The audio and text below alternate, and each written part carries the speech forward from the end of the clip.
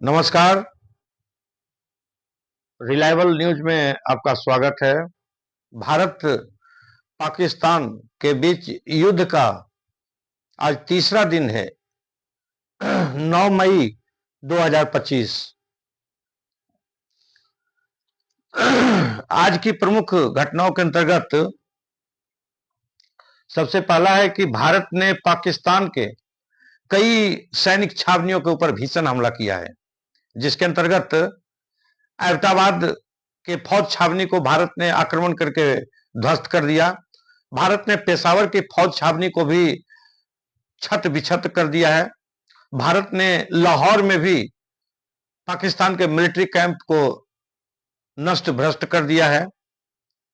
इसके अतिरिक्त भारत ने लाहौर में आईएसआई के हेडक्वार्टर को भी ड्रोन हमला करके नष्ट कर डाला है। भारत ने इसके अतिरिक्त सियालकोट, रावलपिंडी और पाक अधिकृत कश्मीर के कई भागों में भीषण आक्रमण किए हैं। इस्लामाबाद में भारत ने पाकिस्तान के प्रधानमंत्री कार्यालय से 20 किलोमीटर दूर भीषण हमला किया है। रावलपिंडी में भारत ने पाकिस्तान के मिलिट्री हेडक्वार्टर के ऊपर हमला किया है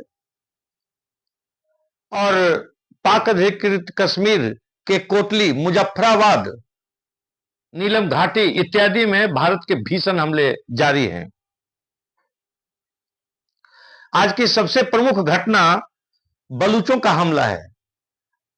कल अर्थात 8 मई 2025 को बलूच लिबरेशन आर्मी ने क्वेटा के 4 मिलिट्री पोस्ट के ऊपर हमला करके उस पर कब्जा कर लिया था और इस लड़ाई में पाकिस्तान के 14 सैनिक मारे गए थे।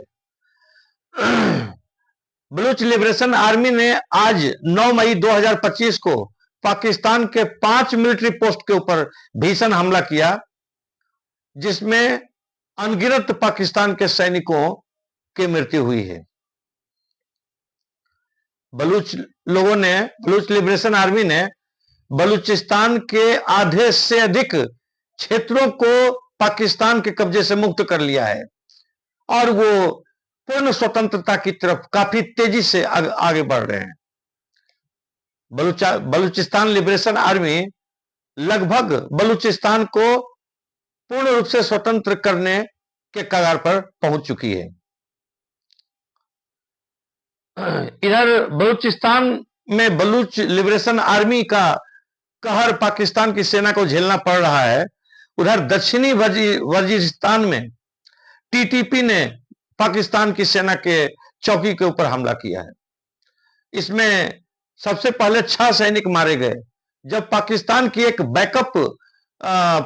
की आर्मी की एक बैकअप टीम वहां गई तो टीटीपी ने फिर उसके ऊपर हमला किया, जिसमें पाकिस्तान की सेना के 20 जवान मारे गए हैं। तो इस तरह आज पाकिस्तान को टीटीपी के हमलों का सामना दक्षिणी वजीरिस्तान में और साथ ही साथ बलूचिस्तान में बीएलए के आक्रमण का सामना करना पड़ रहा है। भारत का आक्रमण पाकिस्तान के कई भागों में तो हो ही रहा है और लाइन ऑफ कंट्रोल के ऊपर और सावा सेक्टर में अंतरराष्ट्रीय बॉर्डर के ऊपर इस समय पाकिस्तान और भारत में भीषण लड़ाई हो रही है। पाकिस्तान ने भारत के पंजाब में गुरुदासपुर, होशियारपुर, फिरोजपुर और अमृतसर के कई गुरुद्वारों के ऊपर हमला किया है। करतारपुर साहिब के गुरुद्वारे के ऊपर भी हमला किया गया है। भारत ने इन सभी हमलों को विफल कर दिया है। भारत की एयर डिफेंस सिस्टम ने पाकिस्तान के द्वारा भेजे गए सभी ड्रोन को मार डाला है। हाँ, ड्रोन का जला हुआ मलबा गिरने से होशियारपुर में एक ही परिवार के 3 सदस्य घायल हो चुके हैं। पाकिस्तान ने भुज के ऊपर गुजरात में भी हमला किया है। पाकिस्तान ने सबसे पहला आज आक्रमण पोखरण में, राजस्थान में पोखरण में किया था, जहां 2 बार पाकिस्तान ने स्वार्म ड्रोन से अटैक किया, जिसको भारत की सेना के एयर डिफेंस सिस्टम ने विफल कर दिया। पाकिस्तान ने जैसलमेर में भी आक्रमण किया, जिसको विफल कर दिया गया। पाकिस्तान ने जम्मू कश्मीर में आज सबसे अधिक हमले किए हैं। श्रीनगर के अवंतीपुरा एयरफोर्स स्टेशन के ऊपर पाकिस्तान ने लगभग 6 बड़े धमाके किए हैं, 6 बार हमले किए हैं। भारत के एयर डिफेंस सिस्टम ने इन सभी हमलों को विफल कर दिया है। श्रीनगर में आज पाकिस्तान के कई अन्य आक्रमण भी हुए हैं, जो भारत की सेना के द्वारा विफल कर दिया गया है। इसके अतिरिक्त भारत और पाकिस्तान की सेना के बीच लाइन ऑफ कंट्रोल और पीओके के कई जगहों पर भीषण लड़ाई इस समय चल रही है। भारत ने कराची पोर्ट के ऊपर भी आक्रमण किया है। कराची पोर्ट भारत का, पाकिस्तान का सबसे प्रमुख नेवल पोर्ट है और स्ट्रैटेजिक पोर्ट है। यहां पूरे संसार भर से गुड्स और मटेरियल्स का एक्सचेंज होता है। भारत ने कराची पोर्ट के ऊपर हमला करके, ड्रोन हमला करके इसे काफी नुकसान पहुंचाया है। पाकिस्तान में इस समय इंटरनल रिवेलियन यानी आंतरिक विद्रोह की स्थिति उत्पन्न हो गई है।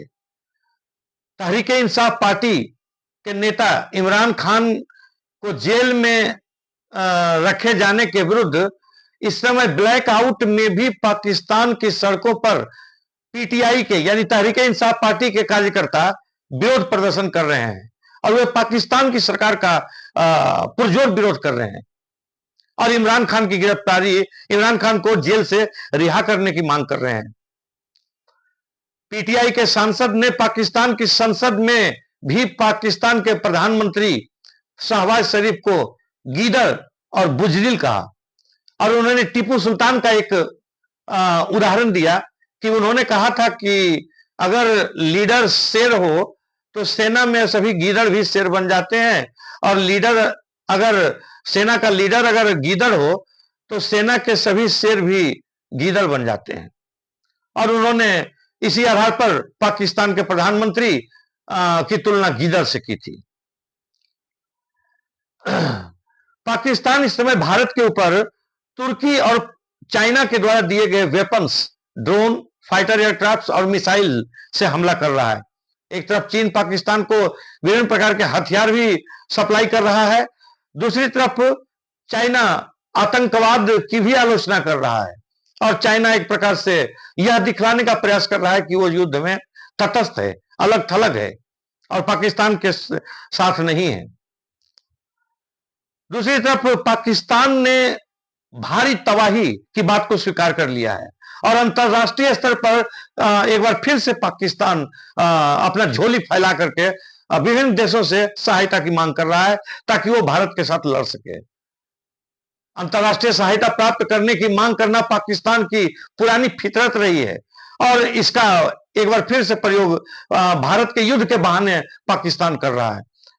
विभिन्न देशों से पाकिस्तान इस समय आर्थिक सहायता की मांग इस आधार पर कर रहा है कि भारत के साथ वो युद्ध लड़ सके। पाकिस्तान ने वर्ल्ड बैंक और आईएमएफ से भी लोन की मांग की है। पाकिस्तान ने भारत के द्वारा सिंधु जल समझौते को रद्द किए जाने के खिलाफ भी वर्ल्ड बैंक में अपील की थी, लेकिन वर्ल्ड बैंक ने पाकिस्तान और भारत के बीच किसी भी प्रकार के मध्यस्थता से इनकार कर दिया है। पाकिस्तान ने पूरे संसार भर के देशों से अपील की है कि किसी प्रकार भारत को इस समय युद्ध करने से रोके और तनाव में कमी किया जा सके, लेकिन अमेरिका ने पाकिस्तान को फटकार लगाई है तथा पाकिस्तान को कहा है कि वह आतंकवाद की गतिविधियों से बाज आए और अमेरिका ने भारत पाकिस्तान के बीच के युद्ध में मध्यस्थता करने से पूरी तौर पर इनकार कर दिया है। इसी के साथ आज के विश्लेषण का अंत होता है। नमस्कार।